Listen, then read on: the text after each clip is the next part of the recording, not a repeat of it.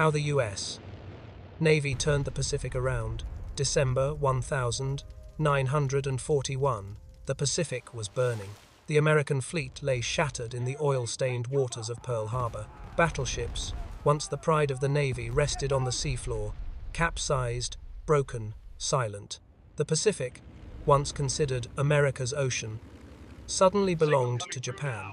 Across thousands of miles, Japan struck with breathtaking speed. Hong Kong, Guam, Wake Island, the Philippines, Malay Peninsula, Singapore, each falling like dominoes. For the first 6 months of the war, the U.S. Navy was not fighting for victory. It was fighting not to disappear. And yet, within just 3 years, the same Navy that began the war on its knees would end it at the gates of Tokyo, with the most powerful fleet the world had ever seen. How did it happen? How did the U.S. Navy take a losing war, a war the world believed Japan had already won, and turn it completely around? This is the story of the commanders, the codebreakers, the shipbuilders, and the sailors who transformed defeat into dominance. This is the story of how the U.S. Navy changed the course of the Pacific War. 1. The shock that changed everything. On the morning of the 7th of December 1941, the United States Navy lost. 4 battleships sunk, 4 battleships heavily damaged, 188 aircraft destroyed, 2,400 Americans killed. It was not just a military disaster, it was a strategic nightmare. Because for decades, the U.S. Navy believed battleships were the heart of naval power, but Japan had just proven something terrifying. Aircraft carriers ruled the ocean now. Japan understood the future. America would have to learn it in blood. With battleships crippled, the U.S. Navy was forced overnight to build a new fleet built around speed, flexibility, aviation, intelligence, long-range striking power. Pearl Harbor didn't destroy the U.S. Navy. It forced the Navy to evolve. 2. The codebreakers. Winning. Before the battle began, in a small room at Station Hypo in Pearl Harbor, a group of mathematicians, linguists, and radio operators worked around the clock. Their job wasn't glamorous. It wasn't heroic in the traditional sense, but it would change the war more than any battleship could. They cracked JN-25, the encrypted Japanese naval code. This allowed the U.S. to read Japanese communications, partially at first, then with incredible accuracy. Suddenly, the U.S. Navy could track Japanese fleets, anticipate invasions, understand enemy strategy, set up ambushes. The greatest symbol of this intelligence victory was one name: Midway. 3. Midway. The turning of the tide. June 1942. Admiral Isoroku Yamamoto, the architect of Pearl Harbor, launched a massive plan to destroy the remaining American carriers. But thanks to broken codes, Admiral Chester Nimitz knew exactly where the Japanese fleet was going, even before many Japanese commanders did. At Midway, the U.S. Navy faced 4 Japanese carriers versus 3 American, more planes, more experienced pilots, more battleships, a Navy that had not lost a major battle in 50 years. And still, the tide turned. American dive bombers, arriving at the perfect moment after torpedo squadrons sacrificed themselves, struck all 4 Japanese carriers in minutes. Akagi, Kaga, Soryu, Hiryu.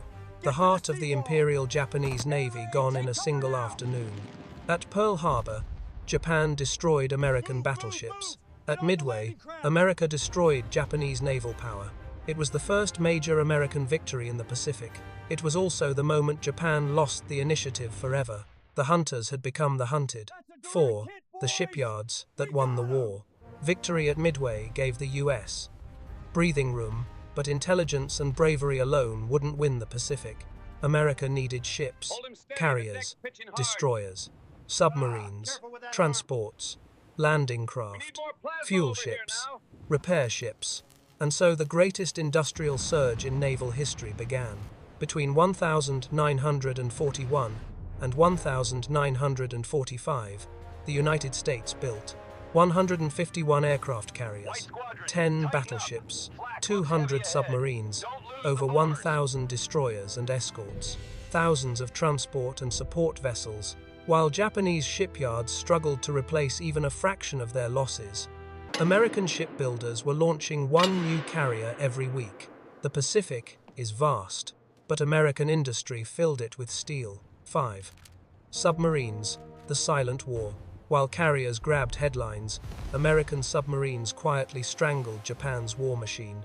Unrestricted submarine warfare cut off oil, rubber, iron, food, spare parts. Japan relied on imports for nearly everything. By 1944, U.S. submarines had sunk over half of Japan's merchant fleet, hundreds of warships, crucial oil tankers. Factories in Japan began shutting down, planes went unfueled, ships were abandoned at dock, armies starved. The silent service turned the Pacific into a steel graveyard. 6. Island hopping, taking the Pacific back. The U.S. Navy did not need to invade every Japanese position. Instead, Nimitz and MacArthur created a strategy known as island hopping. Bypass strong Japanese fortresses, isolate them, cut off their supplies, advance toward Japan while leaving enemy troops stranded. This strategy led to victories at Guadalcanal, Tarawa, Saipan, Leyte Gulf, Iwo Jima, Okinawa. Each battle was brutal, each cost American lives, but each leap forward put U.S. carriers, bombers, and submarines closer to the Japanese mainland. 7. Leyte Gulf, the greatest naval battle in history. October 1944. The Imperial Japanese Navy launched one final desperate strike to stop American forces from retaking the Philippines. Leyte Gulf became the largest naval battle ever fought. 4 major engagements across hundreds of miles. Japan sent everything it had: battleships, carriers, cruisers, destroyers, the shattered remains of a once invincible fleet. But the U.S. Navy had changed. Better planes, better tactics, better radar, better training, better logistics, and overwhelming numbers. Leyte Gulf ended with Japan losing 3 battleships, 4 carriers, 9 cruisers, a dozen destroyers, and thousands of sailors. After Leyte Gulf, the Imperial Navy ceased to exist as a fighting force. Japan was isolated, surrounded, cut off, dying. 8. The final march. From Iwo Jima to Tokyo Bay, with its navy gone and its islands falling, Japan fought with increasing desperation. Iwo Jima, one of the costliest battles in Marine Corps history, was captured because the Navy carried the Marines to shore and provided continuous fire support. Okinawa, the last great battle of the Pacific, was a joint operation where naval gunnery, carriers, and logistics kept hundreds of thousands of troops supplied under constant kamikaze attack. By 1945, the U.S. Navy had the largest carrier fleet in history, total control of the Pacific, strangled Japan's economy, destroyed its navy, isolated its armies, and positioned itself at the enemy's doorstep. The war ended where the Navy had led them, Tokyo Bay. Aboard the USS Missouri, Japan surrendered. The ocean that once belonged to Japan now belonged to the United States Navy. What made the turnaround possible? Historians point to 5 pillars. 1. Learning from defeat. Pearl Harbor destroyed battleship thinking and forced America to embrace carriers. 2. Intelligence. Supremacy. Breaking Japanese codes allowed the U.S. to fight with foresight. 3. Industrial power. No nation in history built ships faster. 4. Tactical innovation.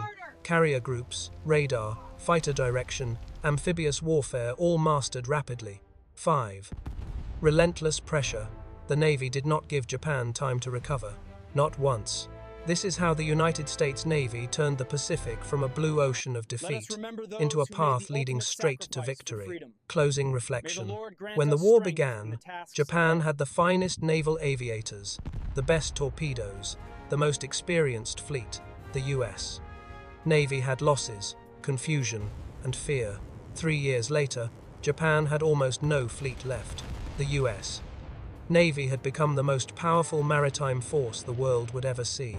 This transformation did not happen by accident. It happened because sailors, pilots, builders, and codebreakers decided that defeat was not the end, only the beginning of a new way to fight. And when the tide finally turned, it did not turn slowly. It turned like a storm, because the Pacific does not belong to the strong.